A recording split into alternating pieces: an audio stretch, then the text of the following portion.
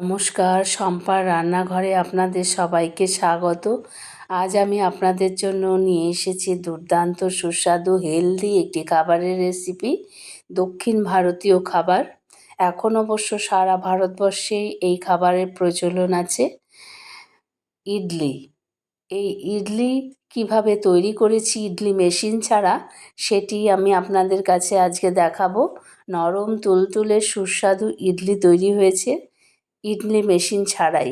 আপনারা দেখুন কিভাবে এই ইডলি মেশিন ছাড়া এত সুন্দর ইডলি তৈরি করেছি সেটি। এই ইডলি তৈরি করার জন্য নিয়েছি 1 কাপ বিউলির ডাল। আমি আগের দিন রাতে ভিজিয়ে রেখেছিলাম। এইবার নিয়েছি 2 কাপ চালের গুঁড়ো। আমি চাল ভিজাইনি, এটা আতপ চালের গুঁড়ো। বেকিং পাউডার 1 চামচ নিয়েছি। কারি পাতা আর কালো সর্ষে 1 টেবিল চামচ, লবণ আছে স্বাদ মতো, আর সর্ষের তেল একটু, ওই কারি পাতা সর্ষে ফোড়নের জন্য। এটাই হচ্ছে ইডলি তৈরির। আর স্বাদ মতো লবণ। এই দিয়েই আমি ইডলি তৈরি করব। দেখবেন কত সহজে ইডলি তৈরি হয়। ইডলি মেশিন ছাড়া স্টিলের বাটিতেই আমি ইডলি তৈরি করে আপনাদের দেখাবো।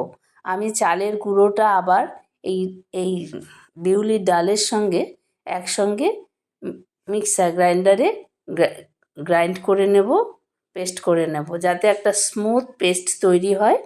সেই জন্য স্বাদ মতো লবণ দিয়ে দিলাম। দেখুন কত স্মুথ একটা পেস্ট তৈরি হয়েছে। দেখুন এই রকম। আমি আরেকটু জল অ্যাড করব, যাতে এর ঘনত্ব আরেকটু কমে, মানে একটু হালকা জল। আমি একটা বাটি নিলাম। এইবার এই ব্যাটারটা এই বাটির মধ্যে আমি ঢেলে নিচ্ছি। দেখুন কত সুন্দর স্মুথ একটা পেস্ট তৈরি হয়েছে, একদম স্মুথ। বন্ধুদের কাছে অনুরোধ, সম্পূর্ণ ভিডিওটি দেখবেন, লাইক কমেন্ট শেয়ার করবেন। ইডলি কিন্তু ভীষণ হেলদি খাবার, কারণ এই ইডলি খেলে কোনো অসুখ করে না, পেটের অসুখ করে না, খুব সহজে হজম হয়ে যায়, পেটও ভর্তি হয়। দিয়ে দিলাম 1 চামচ বেকিং পাউডার আমি নিয়েছি এর সাথে। এই বেকিং পাউডার দিয়ে খুব ভালো করে ফেটিয়ে নেব। এমনিতেও মিক্সিতে আপনা থেকেই ফেটানো হয়ে যায়, মিক্সি একটু বেশিক্ষণ চালালে খুব ভালোভাবে ফেটানো হয়ে যায়। তাই আমি একটু বেশিক্ষণ মিক্সিটা চালিয়ে নিয়েছিলাম, যাতে খুব ভালো করে ফেটানো হয়ে যায়। দেখুন একদম ফুলে উঠেছে বেকিং পাউডারটা দেওয়ার সাথে সাথে। আর একটু জল আমি অফ ক্যামেরাতেই অ্যাড করেছি, তাই একটু হালকা হয়েছে আগের থেকে। ঠিক এই রকমভাবে ব্যাটারটা তৈরি করতে হবে, ঠিক এই রকম। ভারী, খুব পাতলাও নয়, ভারীও নয়। এবার রেস্টে রেখে দিয়েছি আমি 10 মিনিট মতো। এবার একটা ছোট্ট ফ্রাই প্যান আমি ওভেনে বসিয়ে দিয়েছি। এতে দিয়ে দেব 1 টেবিল চামচ তেল,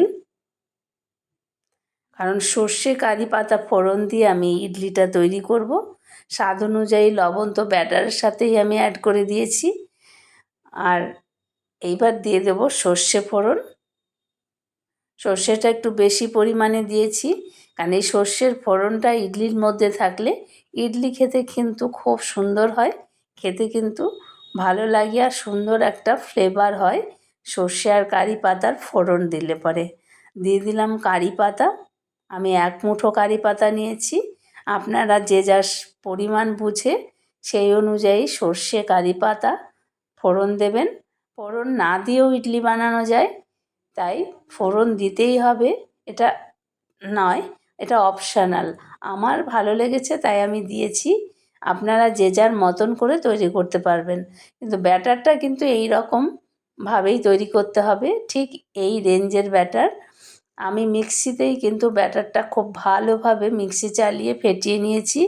তারপরে এখন চামচ দিয়ে এটা মিশিয়ে দেবো পুরো ব্যাটারের সঙ্গে খুব সুন্দর করে, আর একটু ফেটানোও হয়ে যাবে। দেখুন খেতে কিন্তু দারুণ ফ্লেভার হয় এই ইডলি, খেতে খুব সুস্বাদু। আমি স্টিলের বাটিতে আজকে আপনাদের ইডলি বানিয়ে দেখাবো, ইডলি মেশিন ছাড়া। খুব সুন্দর তুলতুলে ইডলি হয়েছিল, খেতে কিন্তু দারুণ। সাথে ছিল নারকেলের বাটি। আমি সমান সাইজের কয়েকটি বাটি নিয়ে নিয়েছি, আর জল বসিয়ে দিয়েছি 2 কাপ মতো। আর এর মধ্যে একটুখানি সর্ষে তেল দিয়ে দিলাম, যাতে জলের দাগ না পড়ে কড়াইতে। এটা কিন্তু একটা রান্নাঘরের টিপস। বিউলির ডাল কিন্তু আমাদের স্বাস্থ্যের পক্ষে ভীষণ উপকার। গরমের দিনে বিউলির ডাল খেলে শরীর ঠান্ডা থাকে, পেট ঠান্ডা থাকে। আর যাদের কনস্টিপেশন আছে তাদের কিন্তু অনেক উপকার হয় এই বিউলির ডালে। দিয়ে দিলাম। এবার একটা ছিদ্রযুক্ত থালা আমি এর মধ্যে বসিয়ে দিয়েছি। জল ফুটতে শুরু করেছে। এইবার স্টিলের বাটিতে কিন্তু আমি তেল ব্রাশ করে নিয়েছি।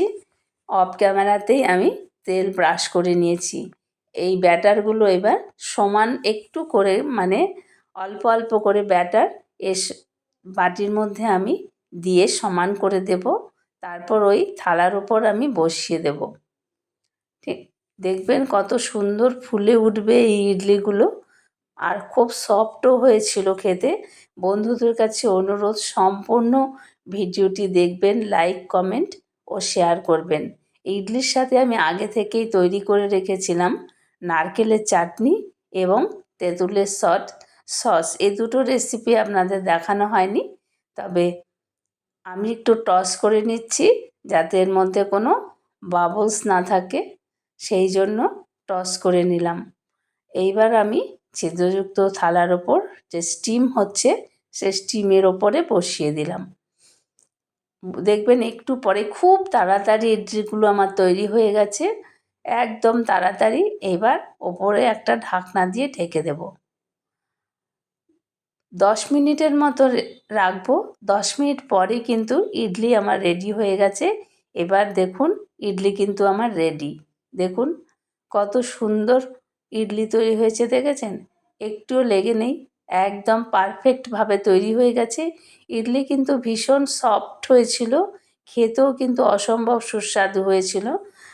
বন্ধুদের কাছে অনুরোধ, সম্পূর্ণ ভিডিওটি দেখবেন, লাইক, কমেন্ট, শেয়ার করবেন। আর যারা নতুন বন্ধু তারা লাইক কমেন্টের সাথে সাথে একটি সাবস্ক্রাইব অবশ্যই করবেন।